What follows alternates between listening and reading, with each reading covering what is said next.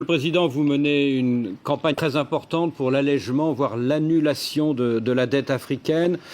C'était ce mercredi, le G20 a décidé d'un moratoire sur une partie importante des quelques 44 milliards de dollars que l'Afrique aurait dû rembourser cette année. Alors concrètement, combien ce moratoire va-t-il dégager immédiatement dans le budget sénégalais pour lutter contre le coronavirus? Et plus largement, à quoi bon ce moratoire si ces paiements sont juste reportés à l'année prochaine? Est-ce que ce n'est pas reculer pour mieux sauter? D'abord, je dois me réjouir de cet effort que je dirais de préliminaire, un effort préliminaire du G20, puisque depuis le 25 mars, j'ai lancé un appel personnellement depuis Dakar pour une annulation de la dette publique et pour un rééchelonnement de la dette privée de l'Afrique.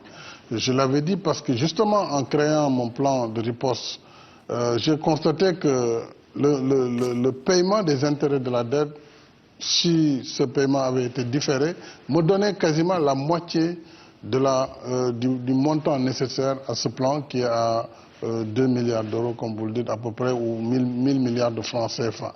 Rien que le paiement des intérêts et donc de la dette sur l'année représentait pour le Sénégal à peu près 500 à 580 milliards de francs CFA. C'est un peu moins donc d'1 milliard de dollars.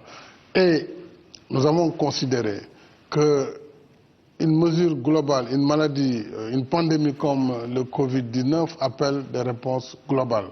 Nous sommes dans un monde où la solidarité doit jouer. L'Afrique a besoin de cette solidarité en ces moments. Je pense que ceux qui ont déjà réagi positivement, comme le président Macron, je le félicite au passage, mais aussi comme sa sainteté, le pape François, nous avons été réconfortés par ces propositions, mais même les institutions multilatérales, comme le Fonds monétaire et la Banque mondiale, cette fois-ci, ils ont été à la pointe du combat.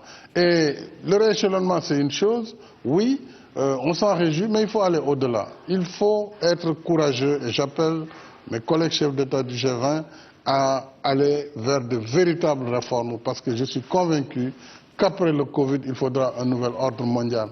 Un nouvel ordre qui devra renforcer la résilience de tous les pays et de tous les États.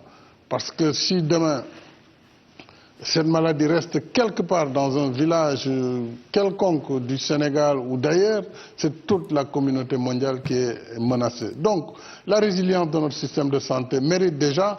Cette première opération va permettre de faire face à la lutte. Mais Monsieur le Président, il y a la résilience économique, il y a les conséquences dramatiques du Covid sur l'emploi, et c'est cela qui doit amener tout le monde à agir dans ce sens. Alors, vous demandez des décisions supplémentaires. Est-ce que vous demandez